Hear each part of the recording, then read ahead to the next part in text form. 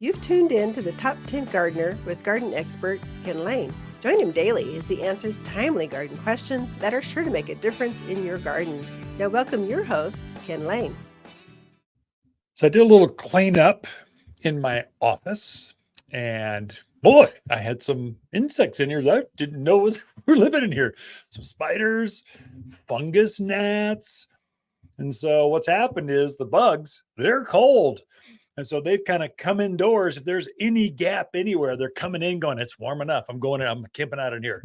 So in the windowsills and that kind of stuff. So how do you deal with insects without using a bunch of chemicals indoors? And some of our homes are they're so efficient. They're like fresh air just circulates. It doesn't have fresh air. It just circulates inside round and round. And so you really want to be careful what you're using and how you're using bug killers inside the house. And so a couple of things I tend to think about. So spiders are easy. Take the vacuum them up, and they're gone.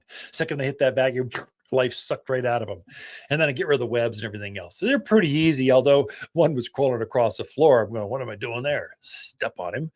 The fungus, the flying things, fungus gnats. There's a little tiny gnat flying around, and they like to live on or in or around your houseplants. They actually live in the dirt of your houseplants. And so they're hard to find. You see them flying around the house. They're attracted to your iPad, your screens, the TVs, the windowsills. They're attracted to light. And so they're coming, they get in your face and kind of, come on, get out of here. And usually it's onesie twosies. It's not like swarms. It's onesie twosies flying around. And so those are more difficult to deal with. The easiest way, the most organic way, is with sticky traps. They actually make basically a yellow sheet of paper. It's a little fancier than that, but it's a yellow sheet of paper with some sticky stuff on it, and it's on a popsicle stick. And you just kind of stick it in the soil.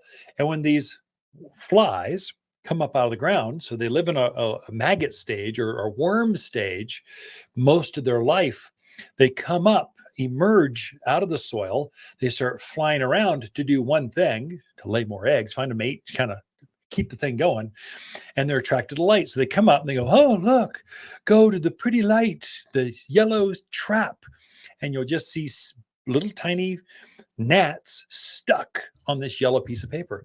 It's highly effective. Unfortunately, it doesn't get to the real problem. You've got maggots in your soil. That's no good. So we really need to treat the soil to keep the bugs out of the ground. And so they stop flying up at it. We can break the cycle.